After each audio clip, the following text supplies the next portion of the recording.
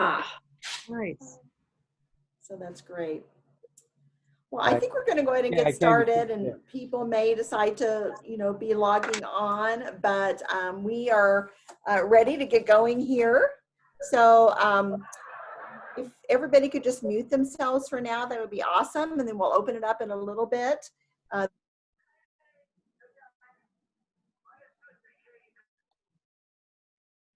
There we go. Can you hear me okay?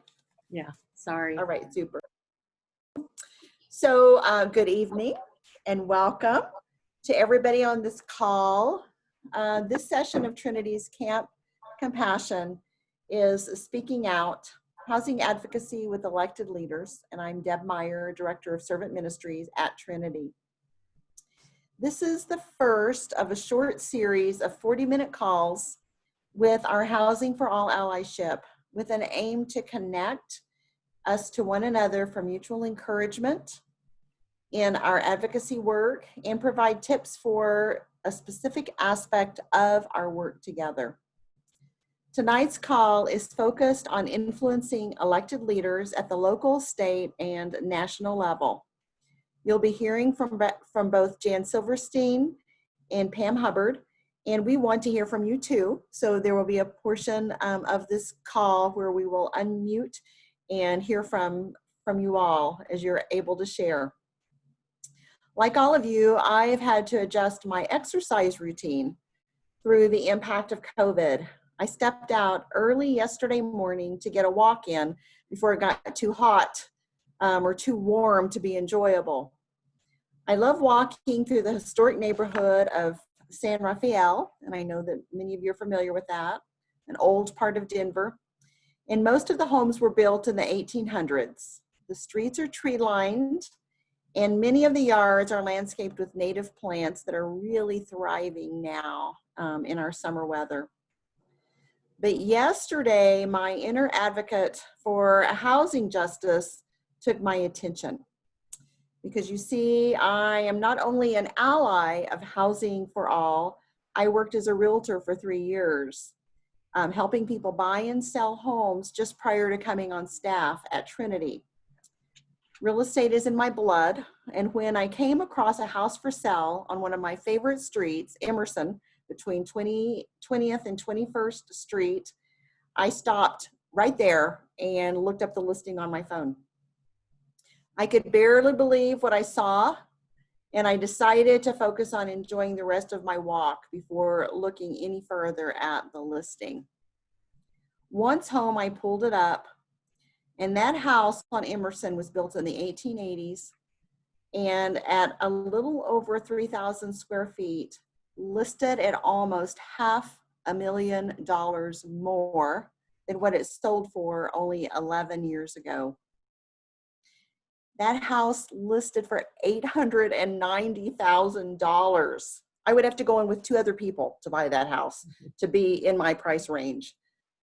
It went under contract in less than 2 weeks, and the data is not available for the sale price until after it closes. But a realtor knows that if a home is priced correctly, it will go under contract within 2 weeks in our current market. So this scenario creates an inner struggle for me, and it may for you as well. First of all, yes, I support the creation of wealth through investments, including real estate, though there is much work to do for fair housing and for racial justice in real estate. And at the same time, yes, gentrification like this is depleting Denver's housing market of affordable ownership and rental options at alarming rates. In fact, a national news story this week ranked Denver as #2 in the nation for the rate of gentrification on a top 5 list with coastal California cities. Aging and original owners on fixed and average median incomes in gentrifying neighborhoods must often choose between maintaining their homes and paying escalating property taxes, or worse, give up their home and try to find something that is affordable, which often means they end up doubling up or tripling up in a single family residence with other family units. As we work together to advocate the creation of housing for neighbors who are living in shelters or in tents on the streets, and as we work to stabilize low-income neighbors who are at risk of losing their housing due to job loss, illness, or divorce, let's also consider the growing numbers of middle-income neighbors being pushed out of their homes by gentrification. Our efforts to persuade elected leaders to allow temporary sanctioned encampments with sanitation and security have made a difference. Our efforts to persuade state legislators in the House to pass the HEROES bill have made a difference. Our work to develop relationships with elected leaders has made a difference. There is much to do, but progress is being made. Thank you for joining this call and for your commitment to see that all our neighbors are in safe, decent housing, befitting the person made in the very image of our Creator. And now please pull up the chat feature at the bottom of your screen and type in one word that describes how you feel at the beginning of this call.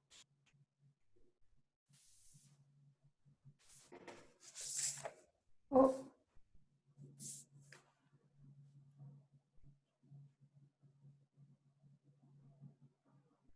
Guilty, excited,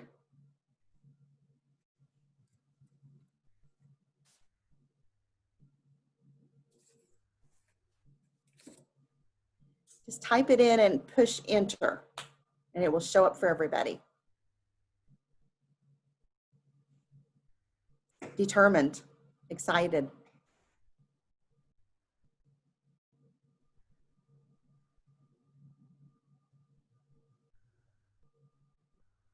optimistic,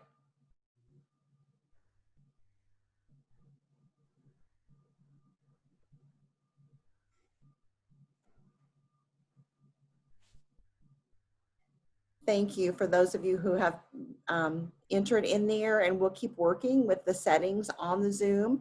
And with that, I'm going to turn the call over to Joan.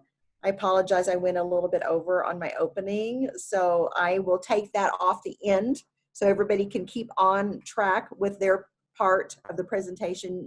Jan, Pam, Joan, you don't need to adapt yours. I'll adapt mine at the very end. So Joan has been gracious to host and administrate this call for us tonight, and she has a couple of insights to share. Thank you for all for joining us. Thank you, Deb. Hi, I'm Joan Maybury, and I'll be your moderator for tonight's meeting. What this means is that I'll be doing the following. I'll be managing your ability to mute and unmute your sound. If you have a comment during one of the sharing sessions, please type the word talk into the chat box. You will be unmuted by me at the appropriate time if you want to contribute. Otherwise, everyone except our speakers will be muted throughout the meeting. At the very end of the meeting, there'll be a time for people to chat with each other, so that would be after the meeting. I will also be the timekeeper and would be giving 1 minute warning signs for our presenters. And I'll be recording the meeting and will give Deb Meyer access to the recording to share in any ways that she's determined best. With that said, I will now turn the meeting over to Jan.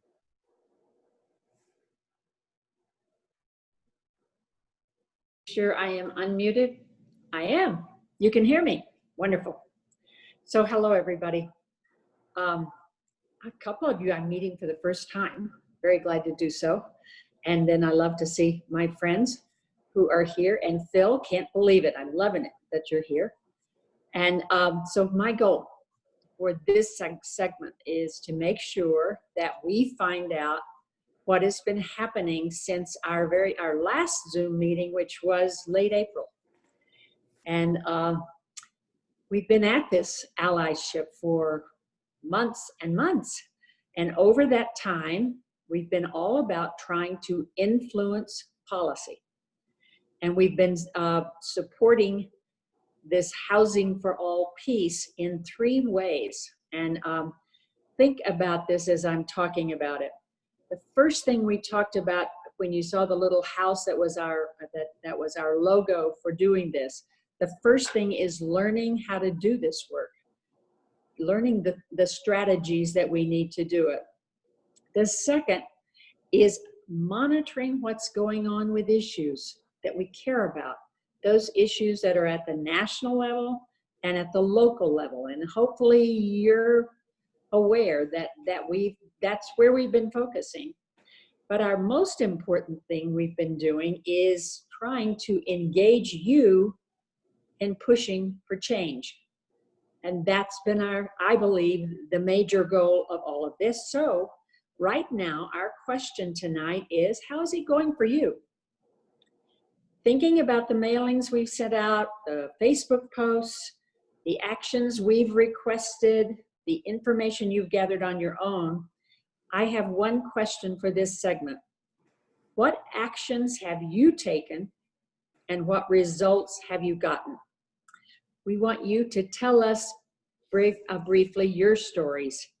And I will start with a simple story from my own experience. So 2 weeks ago, we were asked to contact the mayor's office. Everybody shake your head if you remember being asked to contact the mayor's office. Yeah. So I did. I found myself on the phone. I was with a young man from the Hancock's office, and I was talking about safe outdoor space. And from my side of the phone, it seemed like he was taking careful notes. He was asking questions, and I felt like I was being heard, and I hung up. And it seems that the result on July 1st, just a week ago, was good in this case. So that's the action I took, and this is the result that we're experiencing now. I think probably there were a lot more calls than just mine, but that was my experience. So what about you? What stories about your time on the phone, your time sending emails? Can you give us examples? And all you have to do is go to chat and type in the word talk, and you're on. Let's hear your stories. Who's going to be first?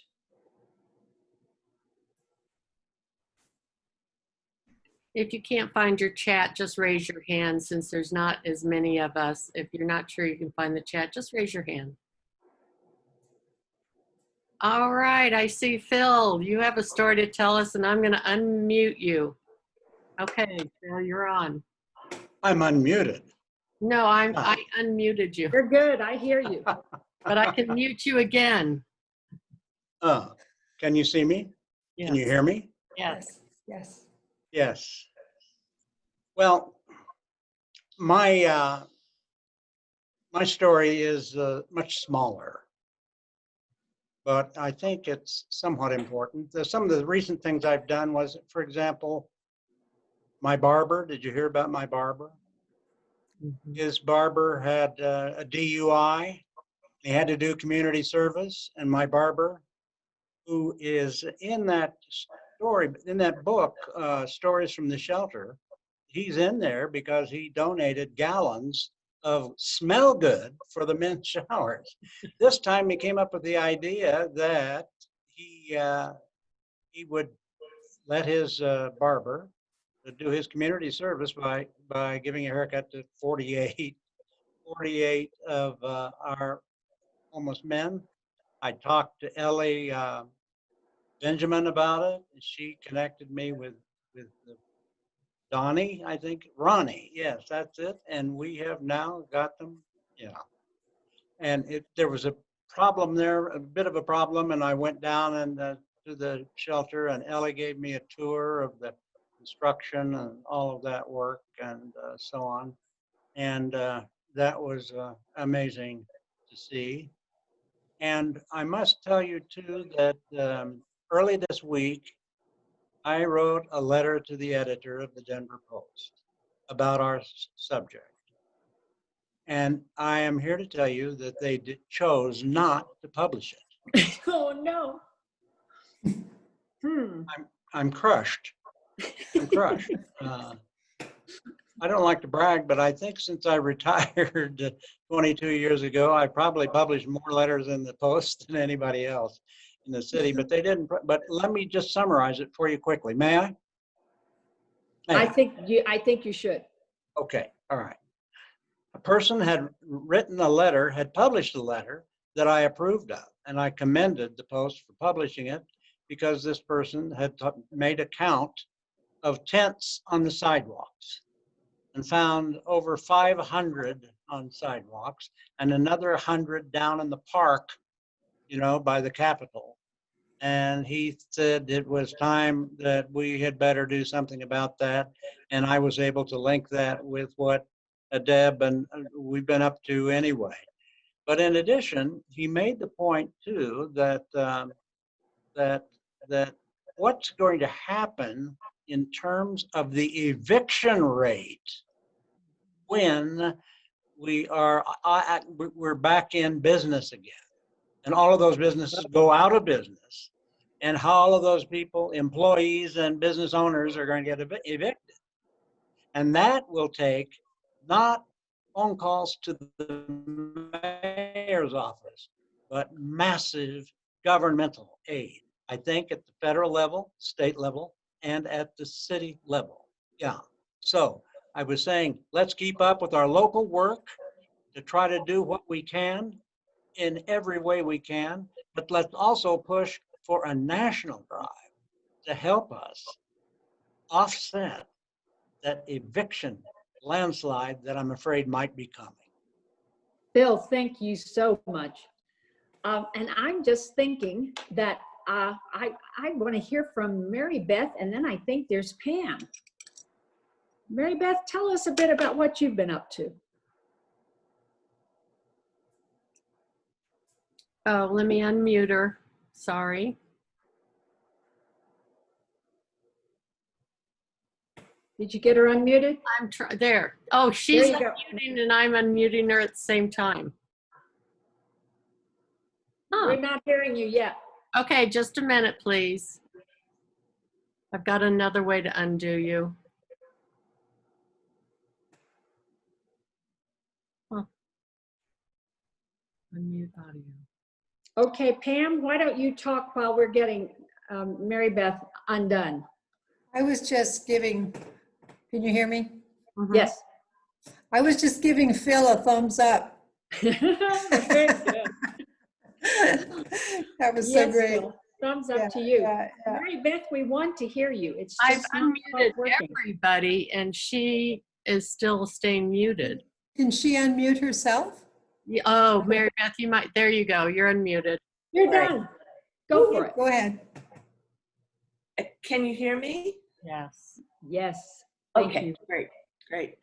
Well, the one thing, Jan, I did the same thing that you did. I called the mayor's office. I had a nice young woman who took my my words down and made sure that she got them down correctly and that she understood. And I just felt so good about it. And again, it wasn't long that there was Mayor Hancock on TV going, well, we're going to do this, but it's going to be very temporary. And I thought, success.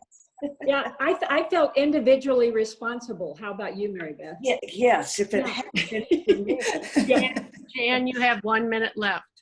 Very good. Okay, so can we sneak in something in 1 minute? Julia or Monica? What do you think? Paula? So I'm very new to all of this.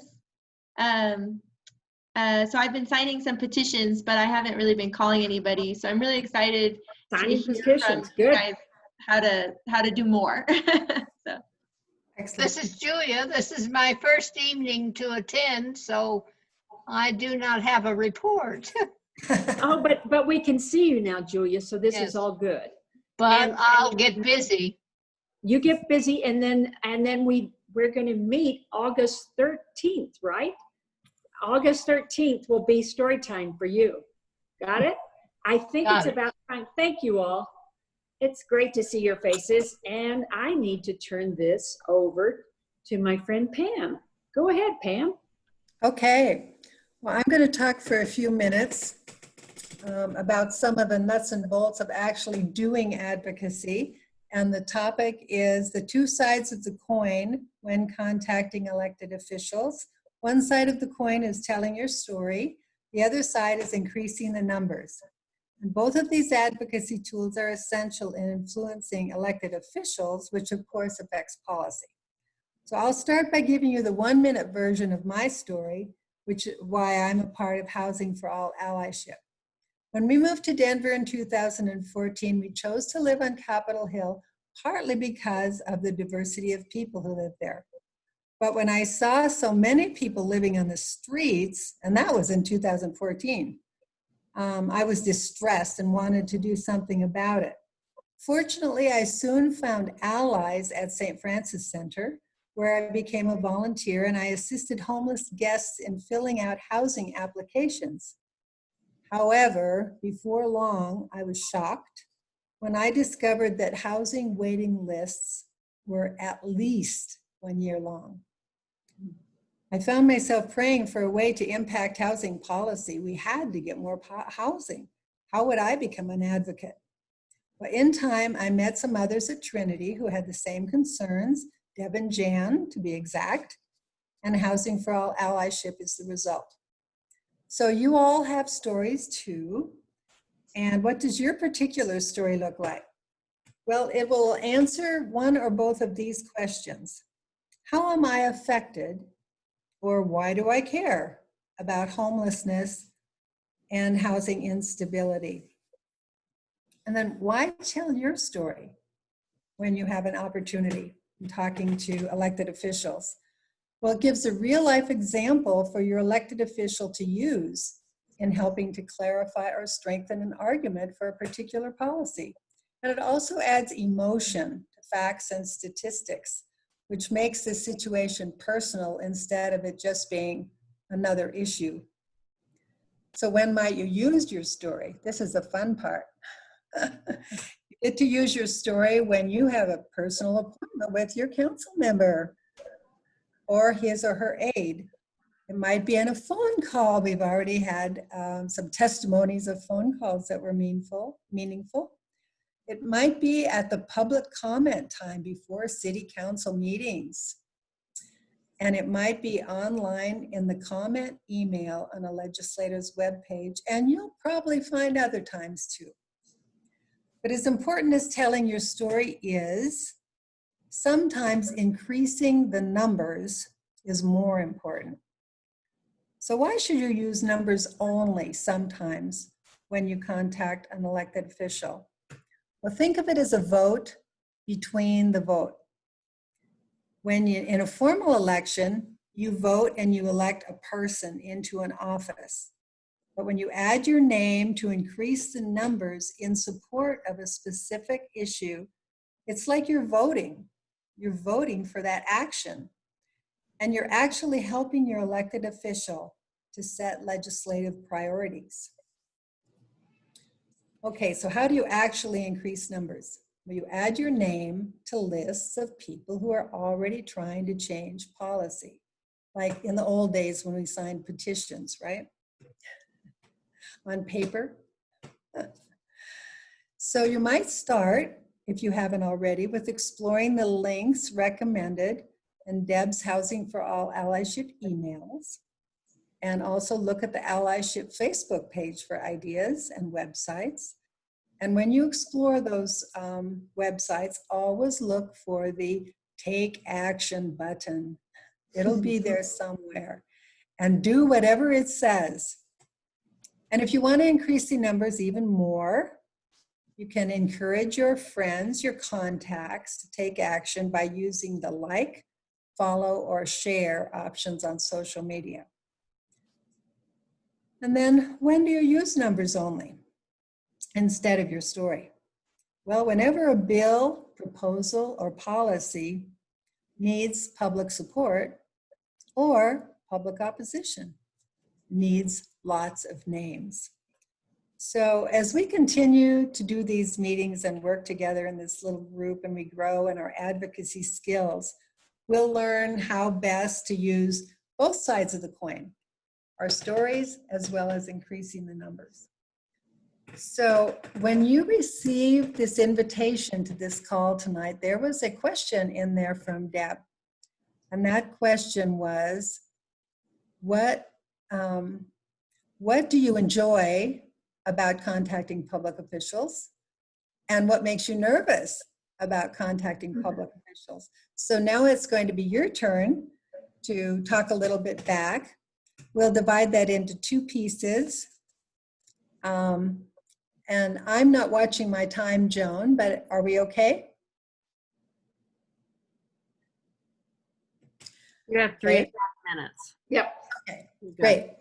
So do the same thing. If you want to talk, just type the talk or raise your hand and Joan will unmute you. So let's first just take 1 or 2 people about what do you enjoy about contacting your public officials. Who wants to go first? Maybe we've already answered this one. What do you think?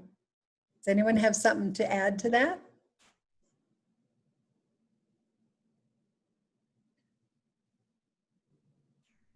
So just really quickly, one of the things that's been really enjoyable for me since Deb, yeah, Your audio. you've got that funny thing that you say sometimes happens. now is it bad? It's still doing it. I'm gonna Yeah. go out and come back in. Go out and come back in. Yep. Okay. Paula, Well- is contacting your official a pleasant thing for you? What do you like about it? There you are, Paula, over here. Can we unmute Paula? Am I unmuted?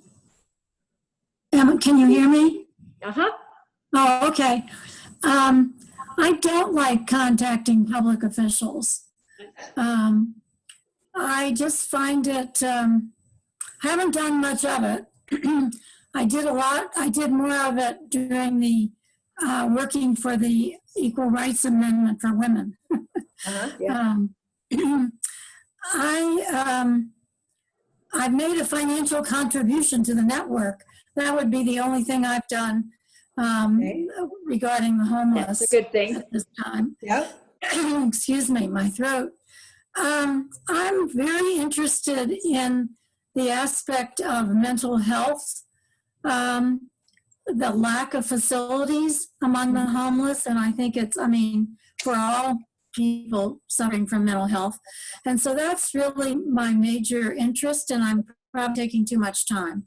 But I just took a note, so we won't lose that. And let's Okay. go on to Paula, Excuse me, Pam. Yeah. Jody, I know your name is not Jody, but that's what Jordan. Jordan. Jordan. Says you're from out of town, you're a public official, and you would like to say something. Good, go ahead. Yes, I live in Massachusetts, a small city near the Rhode Island border, about 56,000 population.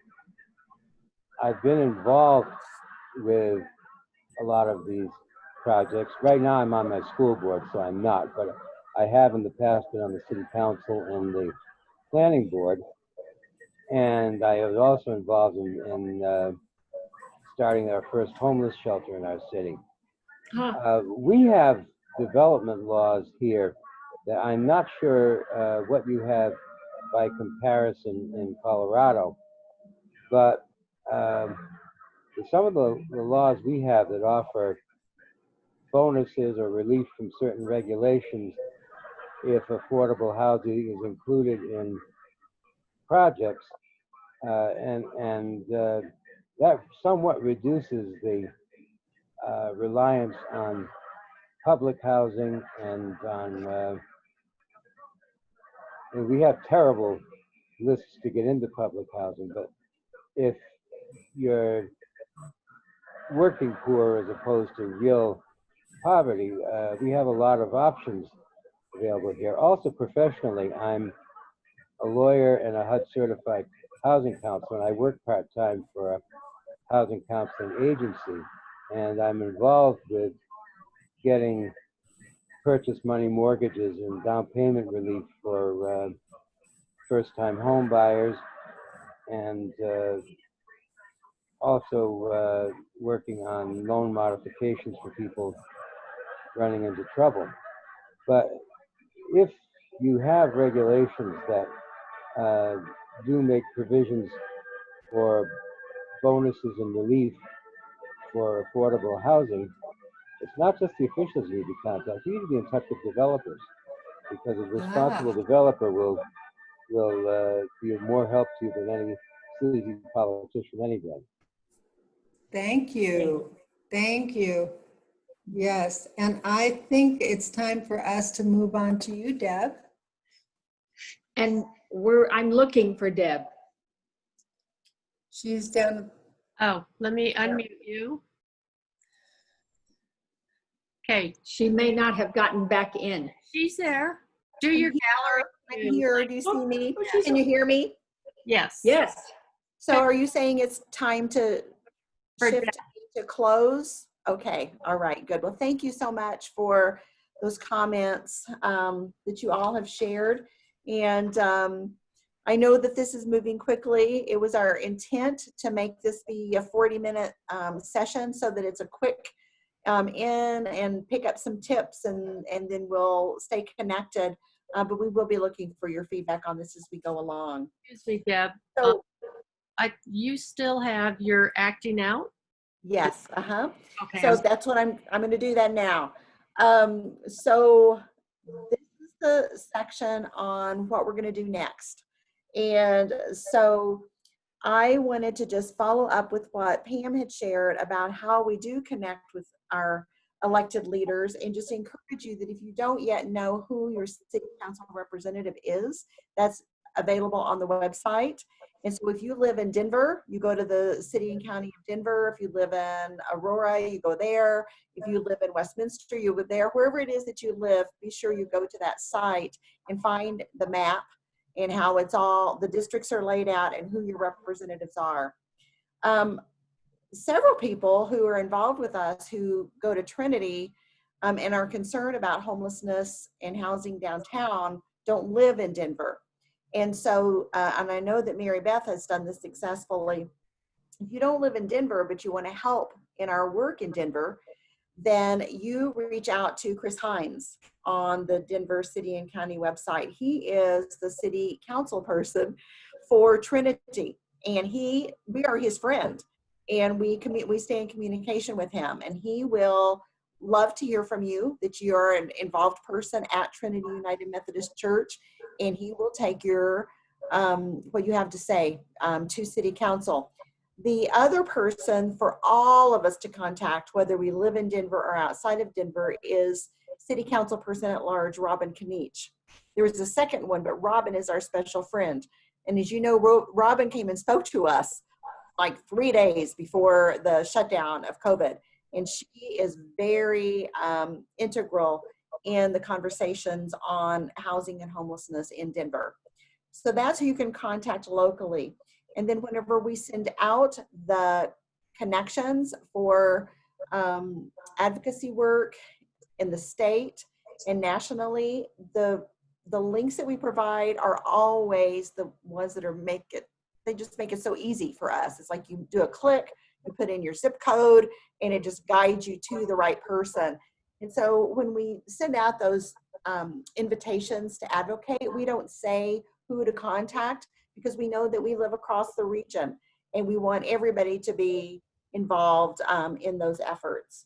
So if you have a problem figuring out who your representatives are, feel free to reach out to Jan or to Pam or to me, and we are really happy to help you get a handle on that. And then we seek to build a relationship with them. Like Pam was talking about, whenever we can share our housing story with that person. And then I always suggest too, before you interact with an elected leader, do some research on them. There's a lot of information in their bio on the website that you can find out about what they've done, where they came from, what their personal story is. And the more we can affirm them for what they're bringing into the office, the better. I mean, because what we want to do is we want to forge a relationship with them to move forward.